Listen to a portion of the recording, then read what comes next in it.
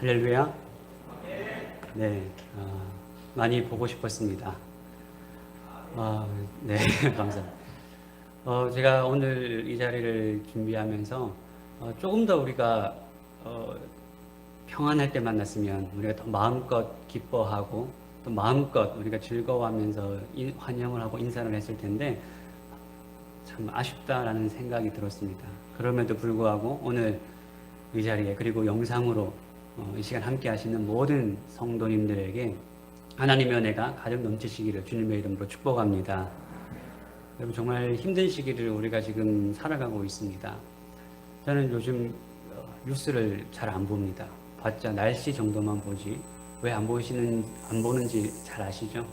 너무나도 속이 상하고 여러 가지 속상한 일들이 너무 많기 때문에 정말 제 마음속에 너무 번잡해지고 정말 그런 상황들이 하나님께서 왜 우리를 이렇게 이끌어 가시는가 라는 생각들이 많이 들 때가 있습니다.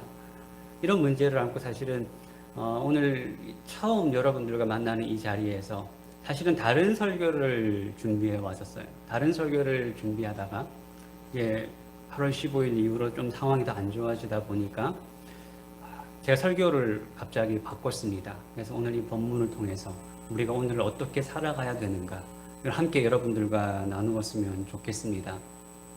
오늘 우리가 읽은 이 본문은 다니엘서가 마무리되는 장면입니다.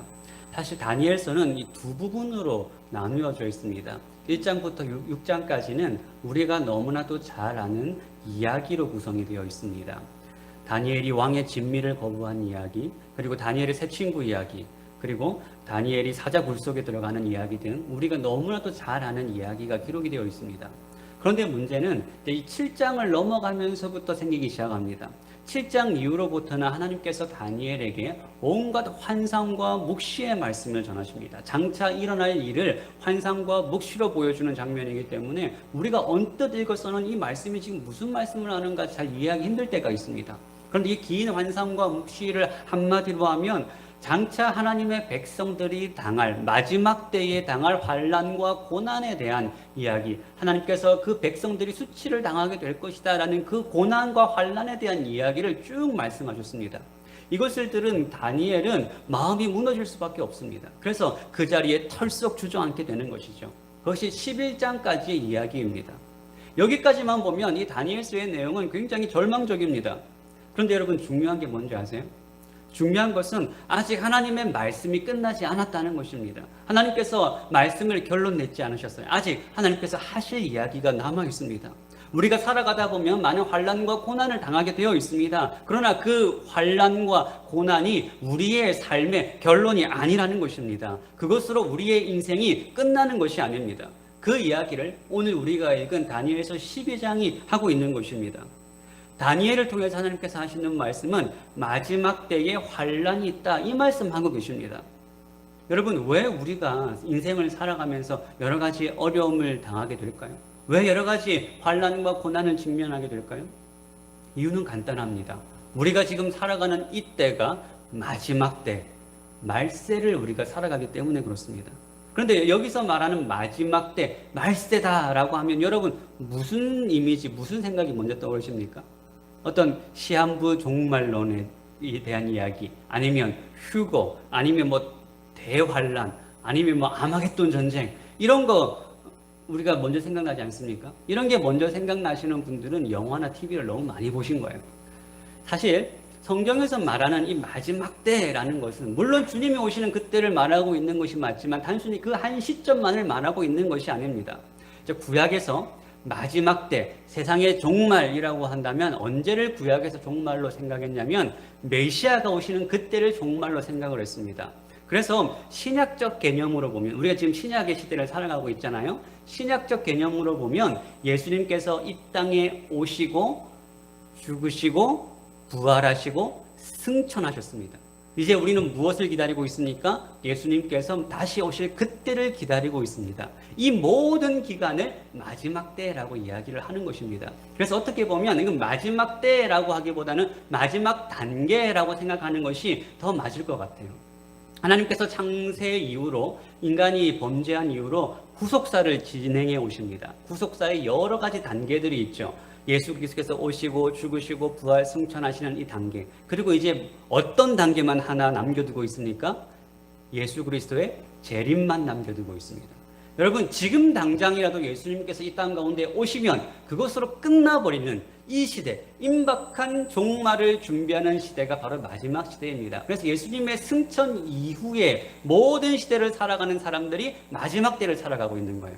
그러니까 베드로가 살아가던 그 시대도 마지막 때이고, 사도 바울이 살아가던 그 시대도 사도 바울은 마지막 때를 살아가고 있고, 2000년이 지난 오늘 우리가 살아가는 이때도 우리는 마지막 때, 말세를 지금 우리가 살아가고 있는 것입니다.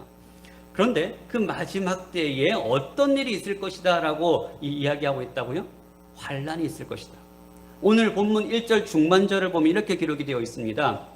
또 환란이 있으리니 이는 개국 이래로 그때까지 없던 환란일 것이다 라고 이야기를 하고 있습니다. 마지막 때에 환란이 있을 것인데 그 환란이 어떤 환란이라고요? 개국 이래로 없었던, 단 한 번도 경험해보지 못했던 환란을 만나게 될 것이다 라고 이야기를 하고 있습니다. 여러분, 오늘 우리가 지금 경험하는 이 어려움, 과거에 단 한 번이라도 경험해본 상황인가요? 과거에는 그나마 힘들었던 때가 IMF 때라고 했는데 이제는 또 다른 시대를 우리가 직면하게 되었습니다. 단순히 질병의 문제가 아니죠. 물론 먹고 사는 일, 생업이 많이 힘들어진 것도 사실입니다. 그런데 거기서 끝나는 건 아니에요. IMF 때는 여기서 끝났잖아요. 우리의 생업이 힘든 데서만 끝났습니다. 그런데 이제는 한 발 더 나가고 있어요.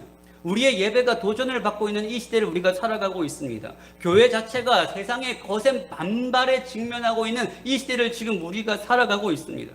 우리가 지금까지 단 한 번도 경험해보지 못했던 이 시대를 살아가고 있어요. 그런데 여러분, 우리가 이 시대를 살아간다고 해서 너무 당황하실 것은 없습니다. 이미 하나님께서는 우리가 그런 시대를 만나게 될 것이라고 말씀하고 계세요. 그때까지 없었던 환란이라고 분명히 우리에게 말씀하고 계십니다. 하나님께서 이 말씀을 우리에게 미리 하셨다라는 것은 무엇입니까? 이 상황도 결국은 누구의 주권 아래 있는 거예요? 하나님께서 이 모든 역사를 이끌어 나가고 계시고 하나님께서 역사의 주인이시라는 것을 우리에게 보여주고 있는 사실입니다. 아무튼 우리가 오늘 이 시대에 많은 어려움을 당하고 우리가 세상으로부터 여러 가지 어려움과 고난을 당하는 이유가 바로 이거죠. 우리가 마지막 때를 지금 살아가고 있다는 것입니다. 사단 마귀가 자기의 때가 얼마 남지 않았다는 것을 알고 있어요. 어떻게 해서든지 우리를 미혹하려고, 교회를 무너뜨리려고 하고 있습니다. 그래서 우리가 때로는 어처구니 없는 일도 당하게 될 때가 있고요. 정말 때로는 우리가 원치 않았던 질병에 걸리게 될 때도 있고요. 여러 가지 예상치 못한 어려움을 만나게 될 때가 있습니다. 더군다나 앞에서 말한 것처럼 우리는 오늘날 육신적인 어려움보다는 우리의 믿음이 흔들리는 이 시대를 살아가고 있어요. 정말 과거의 그 어떤 시대보다도 예수 믿고 살아가기 힘든 시대를 우리가 살아가고 있습니다. 우리의 잘못과는 상관없이, 우리의 모습과는 상관없이, 이것이 누구 때문인가와 상관없이 이 땅의 교회가 싸그리 사람들로부터 비난을 당하고 있어요. 요즘 어디 가서 내가 예수를 믿습니다, 내가 교회를 갑니다, 여러분 자유롭게 말할 수 있는 분위기인가요? 그렇게 사랑스럽고 영광스러웠던 교회, 성도라는 이 이름이 땅에 떨어져 수치를 당하는 이 시대를 우리가 살아가고 있습니다. 그럼에도 여러분, 놀라운 일이 있습니다. 그 일이 뭔지 아세요?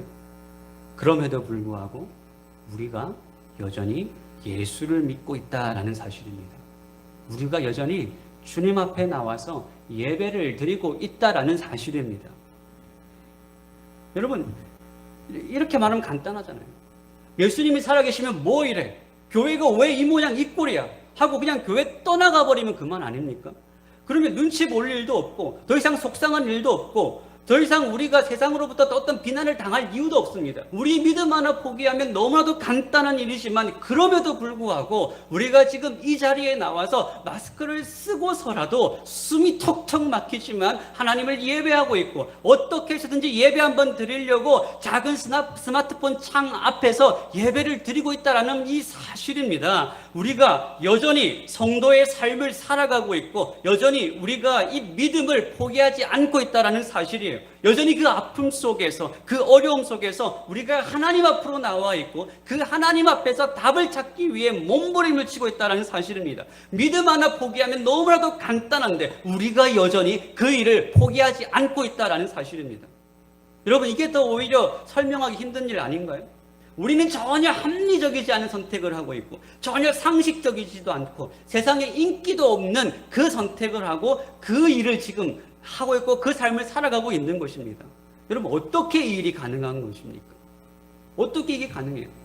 이유는 간단합니다. 우리를 돕는 분이 계시기 때문에 그래요. 1절을 보시면 무슨 말로 시작합니까? 그때에 내 민족을 호위하는 큰 군 중 미가엘이 일어날 것이요 라고 이야기를 합니다. 그런 현실 속에서도, 그런 상황 속에서도 우리를 돕는 분이 계시다라는 것입니다. 우리가 포기하지 않도록, 우리가 낙심하지 않도록, 넘어지지 않도록 우리 편에 서서 우리를 도우시는 분이 계시다라는 거예요. 그래서 힘들지만, 어렵지만, 그러나 우리가 다시 일어날 수 있는 것입니다. 여전히 하나님 앞으로 나아가고 있고, 여전히 말씀 앞에 나아가고, 하나님 앞에서 답을 찾을 수 있는 이유가 바로 여기에 있는 거예요. 하나님께서 여전히 우리와 함께 하시고, 함께 하시면서 우리를 도와주고 계시기 때문에 그렇습니다. 그래서 마태복음 28장에서 예수님께서 마지막으로 우리에게 하신 약속이 무엇입니까? 볼지어다 내가 세상 끝날까지 너희와 항상 언제든 함께 있으리라. 이것이 우리 예수님의 약속이에요. 세상 끝날까지 우리와 함께 하시겠다라는 그 예수님은 우리와 같은 고난을 당하셨습니다. 우리와 같은 수치를 당하셨습니다. 우리가 가는 그 길을 먼저 가신 분이시고 그 길 가운데 승리하신 분이십니다. 그분이 우리 편이 되어주시는 거예요. 그렇기 때문에 우리는 넘어질 수 있지만 완전히 엎드려지지 않는 이유, 두려울 수 있지만 우리가 이 믿음을 포기하지 않는 이유가 바로 여기에 있는 것입니다. 그럼 예수님의 뜻이 뭔지 아세요? 예수님의 뜻은 그 백성 중에 단 한 사람도 잃지 않는 것이 예수님의 뜻입니다. 양 한 마리가 길을 잃어버리면 그 양 한 마리를 찾기 위해서 길을 나서시는 분이 선한 목자 되신 우리 예수님이십니다. 그래서 오늘 보면 1절 마지막에도 뭐라고 이야기하고 있습니까? 내 백성 중 책에 기록된 모든 자가 구원을 받을 것이라. 마지막 때에 우리가 단 한 번도 경험해보지 못한 개국 이래로 가장 큰 환난을 당하겠지만 하나님의 약속은 무엇입니까? 하나님께서 그 백성들을 단 한 사람이라도 잃지 않겠다라고 하나님께서 말씀하십니다. 하나님의 택한 백성은 어떠한 현실 속에서도 흔들릴 수 있고 두려울 수 있고 세상이 겁날 수는 있지만 그럼에도 불구하고 믿음을 포기하지 않고 하나님께서 반드시 그 백성, 그 한 사람, 여러분 한 사람 한 사람을 하나님께서 포기하지 않고 구원하시겠다라고 말씀하십니다. 이것은 우리의 믿음의 문제가 아니에요. 우리의 능력의 문제가 아닙니다. 이것은 하나님의 말씀이고 하나님의 약속입니다. 하나님께서 친히 내가 하겠다라고 약속하신 말씀이에요. 그렇기 때문에 여러분, 우리의 믿음, 여러분들의 믿음은 안전합니다. 이 담대함을 여러분 가지시기를 바랍니다. 여기서 끝나는 것이 아니죠. 또 2절에서 말씀하십니다. 자, 2절 한번 같이 읽어볼까요? 시작. 땅의 티끌 가운데서 자는 자 중에서 많은 사람이 깨어나 영생을 받는 자도 있겠고 수치를 당하여 영원히 부끄러움을 당할 자도 있을 것이며. 여기서 뭐라고 말씀하시나요? 땅의 티끌 가운데서 자는 자라고 이야기를 합니다. 이 말은 이미 죽어버린 사람들이에요. 그래서 땅에 묻힌 사람들을 의미합니다. 그런데 그렇게 죽어버린 사람들 중에는 억울하게 죽은 사람도 있겠죠. 고난 가운데 죽음을 맞이한 사람도 있을 것입니다. 순교자들도 있을 것입니다. 그런데 하나님의 말씀은 무엇입니까? 그들이 그렇게 죽어버렸다고 해서 그 죽음이 끝이 아니라고 이야기를 하십니다. 뭐라고 이야기합니까? 마지막 때에 깨어날 때가 있다. 부활을 이야기하고 있는 것입니다. 여러분, 성도들만 부활하는 게 아닙니다. 악인들도 부활을 하게 됩니다. 모든 죽은 자가 마지막 때 다시 부활을 합니다. 그런데 그 부활 이후에 길은 두 가지밖에 없습니다. 한쪽은 영원한 생명, 영생을 얻는 길이고 또 한쪽은 영원한 부끄러움, 영원한 수치를 당하는 일입니다. 그러니까 죽음이 끝이 아니라는 거예요. 우리가 맞이할 영원한 삶이 있다고 하나님께서 말씀하십니다. 그래서 지금 당장은 억울한 죽음일 수 있습니다. 지금 당장은 우리의 믿음을 증명할 길이 없을 수도 있습니다. 그러나 그것이 끝이 아니라는 거예요. 지금은 나를 증명할 수 없고 그냥 속수무책으로 당할 수밖에 없고 억울하다고 할지라도 그걸 너무 두려워하지 말라라는 것입니다. 이 땅에서 우리가 육신을 입고 살아가는 동안 그것을 얻지 못할 수는 있습니다. 그러나 장차 우리에게 주어질 영원한 생명과 하나님의 판단이 있다라고 하나님께서는 말씀하고 계십니다. 그런데 우리가 얻을 영생은 단순한 영생이 아니에요. 그냥 단순히 영원히 사는 것으로 끝나지 않습니다. 영원한 영광을 우리에게 주시겠다라고 약속하고 계십니다. 그래서 3절에 뭐라고 이야기하고 있습니까? 지혜 있는 자는 궁창의 빛과 같이 빛날 것이요. 하나님께서 주시는 영광이, 우리에게 주시는, 성도에게 주시는 영광이 무엇입니까? 하늘의 빛과 같은 영광을 주신다라는 것입니다. 여러분, 우리가 이걸 바라봐야 돼요. 그럼 이걸 바라보고 우리가 살아가야 됩니다. 우리가 우리의 시선을 땅에 맞추고 살아가고 지금 이 현실에 맞추고 살아가면 우리는 답이 없는 삶을 살아가요. 소망이 없습니다. 그러나 하나님께서는 이 땅 가운데 우리의 눈을 두는 것이 아니라 하나님께서 우리에게 장차 주실 하늘의 영광, 하늘의 상급을 바라보라 라고 이야기를 하십니다. 물론 여러분, 우리가 이 땅 가운데서 열심히 살아야죠. 생업에 할 수 있는 대로 최선으로, 시민으로서 최대한 우리는 열심히 살아가야 됩니다. 그러나 우리의 발은 이 땅을 두고 살아가지만 우리의 눈은 하늘을 바라보면서 하나님께서 주실 장차 상급과 영광을 사모하면서 살아가야 된다는 것이죠. 여러분, 그 영광이 무엇입니까? 하늘의 빛과 같은 영광. 여러분들에게 주실 줄로 믿습니다. 그런데 그 영광을 누가 얻는다고요? 지혜 있는 자. 하나님께서 그 영광을 지혜 있는 자에게 주신다라고 말씀하고 계십니다. 여기서 말하는 지혜 있는 사람은 단순히 지식이 뛰어난 사람을 말하는 것이 아닙니다. 하나님의 지혜, 하나님의 말씀이 진리라는 것을 믿고 그 진리대로 살아가는 사람들을 말하는 거예요. 세상 속에서는 일자 무식일 수 있습니다. 세상 속에서는 못 배운 사람일 수 있습니다. 그러나 이게 하나님의 말씀이지, 하나님의 말씀은 진리야 라는 것을 믿고 그 길로 가는 사람이 지혜로운 사람이라고 성경은 우리에게 이야기를 하고 있습니다. 세상의 학문과 세상의 가치와 세상의 소리가 전부라고 생각하고 그 길로 가는 사람이 지혜로운 사람이 아니라 진리의 말씀을 쫓아서 하나님 말씀대로 살아가는 사람이 지혜롭다라고 성경은 우리에게 이야기를 하고 있습니다. 그러니까 여러분들이 어떤 사람들이에요? 지혜롭죠. 우리가 지혜로운 사람들입니다. 우리가 진리를 알잖아요. 여러분, 하나님의 말씀이 진리라는 것을 믿으십니까? 그리고 그 말씀대로 살아가기를 원하십니까? 그러면 우리가 하나님께서 여러분들을 인정하시는 지혜로운 사람이 되는 거예요. 그런데 그렇게 살아간 사람들의 인생의 결론이 뭐라고요? 하늘의 궁창의 빛과 같이, 하늘의 빛과 같이 빛날 것입니다. 이 확신, 이 소망이 여러분 가운데 있기를 소원합니다.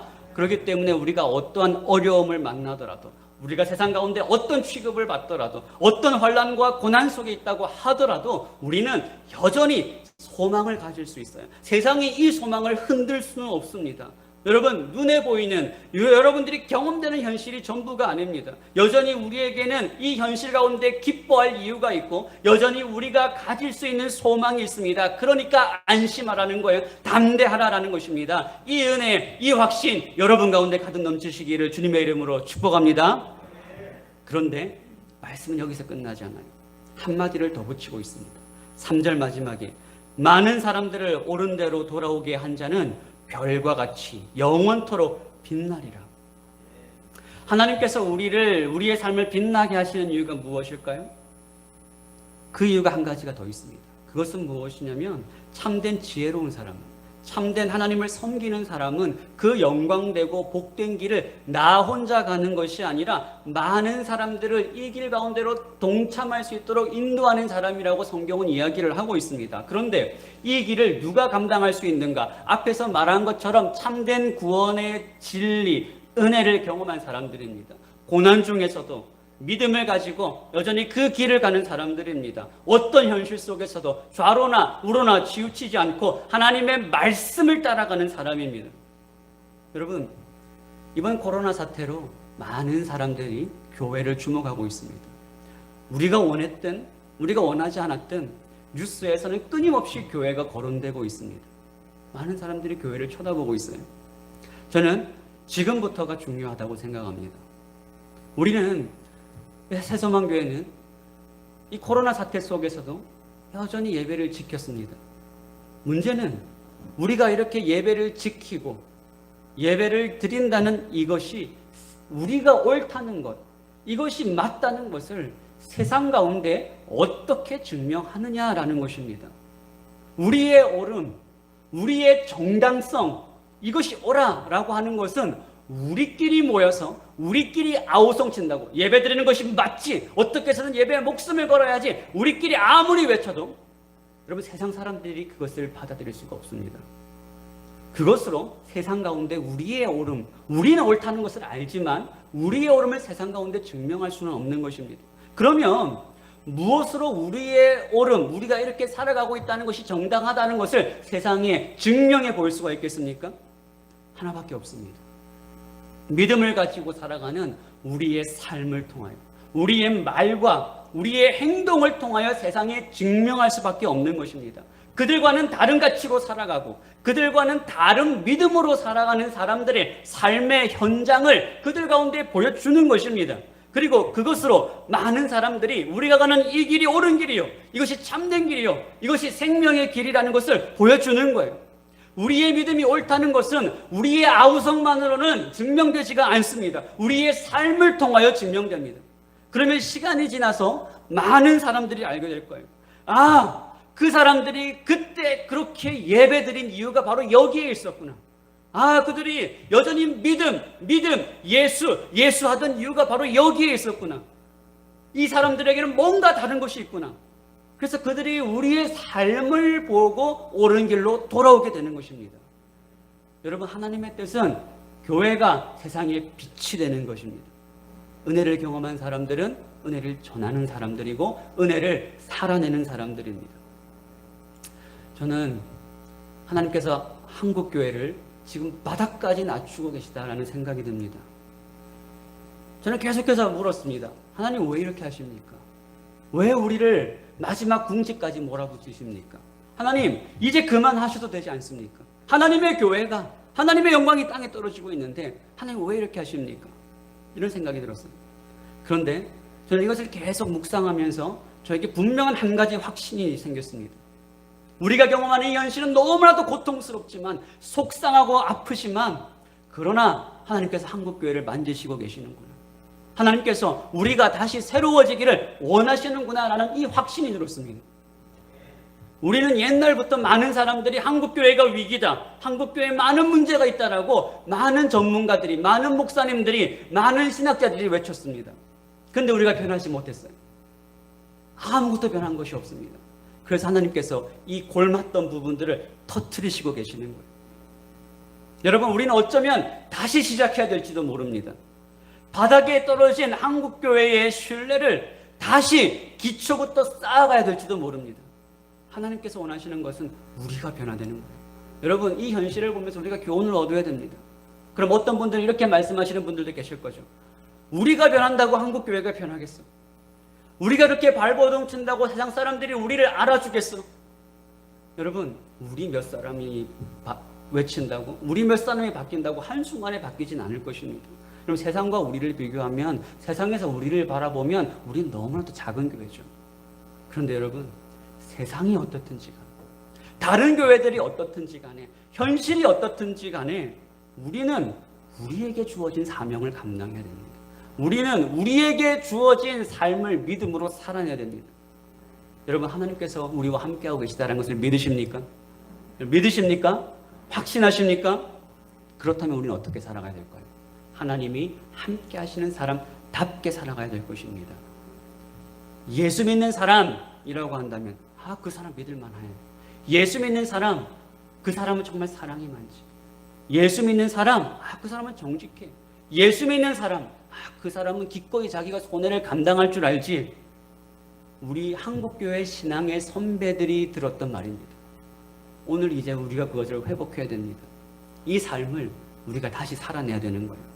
하나님께서 우리를 이 사명의 길로 부르고 계십니다. 여러분 절망만 하지 마시고 속상해만 하지 마시고 하나님께서 우리에게 주시는 비전과 소망을 발견하시기를 바랍니다. 한국교회는 수많은 문제가 있는 것 사실입니다. 그러나 저는 바라기를 우리 새소망교회는 한국교회의 여러 문제의 답이 되는 교회가 되기를 바랍니다.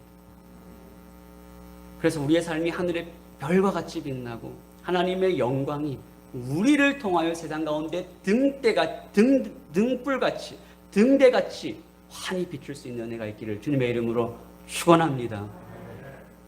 제가 첫 설교라서 짧게 하려고 했는데 조금 길어졌습니다. 죄송합니다. 한마디만 더 할게요. 이제 코로나 시대 때 유행하는 말이 있죠. Stay strong. 들어보셨습니까? Stay strong. stay 머물다. strong 강하게.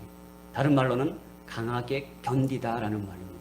여러분 stay strong 하십시오. 강하게 견디고 강하게 인내하셔서 이 시기를 하나님의 은혜로 잘 넘어가시는 여러분들의 삶이 되시기를 간절히 축원합니다. 기도하겠습니다.